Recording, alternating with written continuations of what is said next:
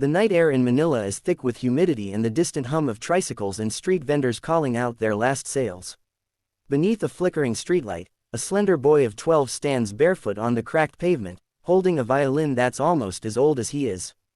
The varnish has faded, and one of the tuning pegs is tied with thread, but it's his most treasured possession, the only thing his late father left him. His name is Arvin de la Cruz, and this small corner near the Quiapo market has become his nightly stage. Around him, people move quickly, tired workers, noisy jeepneys, children chasing each other, but when he lifts his bow and begins to play, the world seems to slow down.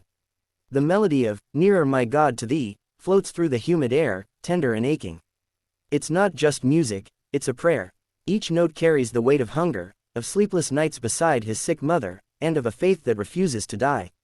The passers-by pause, drawn by the purity of his sound. Some drop coins into a small tin can at his feet, others simply stand and listen, hands over their hearts.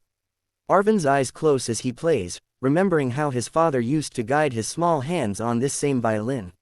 He recalls his father's voice saying, "Play for God first, and the world will listen." Now, those words echo in his heart. When the final note fades, silence lingers before soft applause breaks out. Arvin bows shyly, collects the few coins, and smiles faintly. He glances at the sky, whispering, "That was for you, Papa."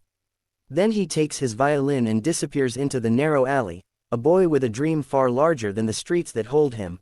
A few weeks pass, and Arvin continues his nightly routine, playing his violin under the same flickering streetlight, rain or shine. But one evening, as he plays, "Nearer My God to Thee," with his eyes closed, a foreign couple stops to listen. The woman quietly records him on her phone, moved to tears by the haunting melody that seems to rise above the noise of the city. She uploads the video online that same night, captioning it, "A poor boy from Manila plays from the soul." Within days, Arvin's world changes. The video spreads across social media like wildfire. Millions watch in awe, commenting about the Filipino boy who plays like an angel. News outlets pick up the story, calling him the street violinist who touched the world. Arvin, unaware of his growing fame, is shocked when a local cafe owner rushes to him one morning, phone in hand, saying, "You're on the internet, boy. The whole world's watching you." Confused and embarrassed, he watches himself play on the tiny screen, reading messages from people in countries he's never even heard of, all praising his gift. Then, one night, as Arvin sits beside his sleeping mother, a soft ding sounds on their old borrowed cell phone. He opens the message, reading it aloud in disbelief. Greater than, "Dear Arvin de la Cruz, you have been invited to audition for America's Got Talent 2025 in Los Angeles." Tears well up in his eyes. His mother, weak but smiling, clasps his hand. "Your father's dream, it's coming true," she whispers. The next day, the whole neighborhood gathers, helping Arvin fix his violin, lending him clothes, and praying for his journey. For the first time, the boy from the Manila streets dares to dream beyond them.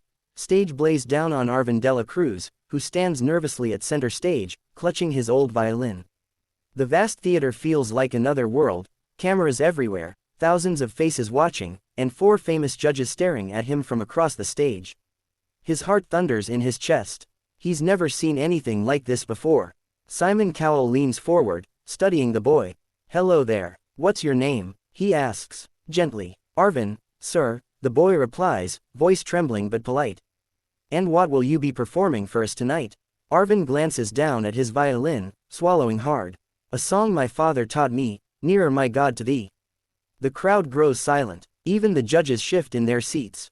Arvin closes his eyes, raises his bow, and lets the first note sing out. The sound is soft, fragile, but within moments, it fills the entire auditorium. Each stroke of the bow carries a lifetime of struggle, love, and faith. Images flash through Arvin's mind as he plays, his father smiling, his mother coughing in the small room back home, the streetlight that was once his spotlight.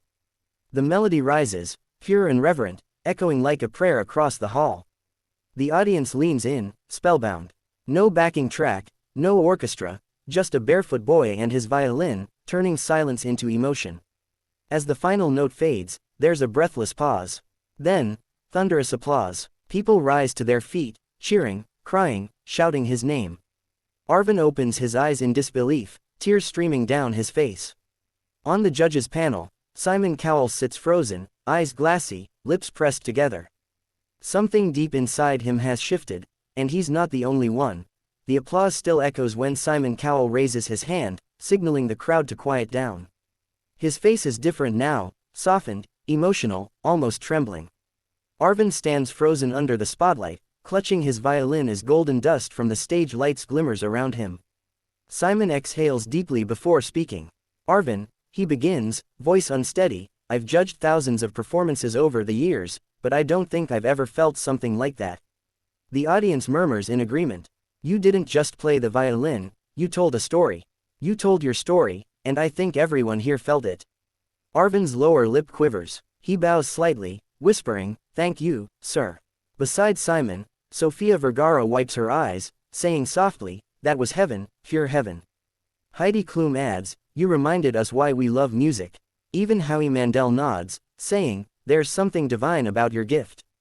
Simon glances down for a moment, his expression unreadable. Then he slowly stands, walks toward the judge's table, and presses the golden buzzer. The entire theater explodes into cheers as golden confetti rains down from above. Arvin gasps, covering his mouth, tears spilling freely down his cheeks. He looks up toward the ceiling, as if speaking to his father somewhere beyond the lights. Simon walks up the stage steps, places a reassuring hand on Arvin's shoulder, and whispers, your father would be so proud of you. Those words shatter what little composure the boy had left. He breaks down, sobbing, clutching his violin to his chest. As the confetti swirls around them, the audience stands in reverence, no longer watching a poor boy from the streets of Manila, but a young artist whose faith and music have touched the world. And on that grand stage, even Simon Cowell cries. Months after his unforgettable America's Got Talent performance, Arvin de la Cruz returns home to the Philippines. As the airplane descends, he gazes out the window at the familiar patchwork of rooftops, the winding streets, and the golden sunset that mirrors the confetti that once fell over him. He's no longer just a street boy, he's now the Filipino violinist who made the world cry. When he steps out of the terminal, he's met by a sea of people, neighbors, classmates, strangers waving flags and holding signs that read, welcome home, Arvin. And, our pride, our miracle. The media flashes cameras, children chant his name, and yet, amid the noise, Arvin's eyes search for one face. There, at the front of the crowd, stands his mother, frail but smiling, tears streaming down her cheeks. Arvin runs to her, dropping his bag, embracing her tightly. We did it, Mama, he whispers, his voice breaking. She touches his face tenderly, whispering back, no, Anik, you did it. Your music brought light to the world. Later that evening, their small home glows with candles. The whole community gathers outside, quiet and expectant. Arvin lifts his father's violin once more and begins to play, Nearer My God to Thee. The same melody that once echoed under a flickering streetlight now fills the air of his humble neighborhood, richer and deeper than ever. Children sit on rooftops, elders close their eyes in prayer, and his mother weeps softly as the song carries through the Manila night. When the final note fades, Arvin smiles through his tears and looks up at the sky.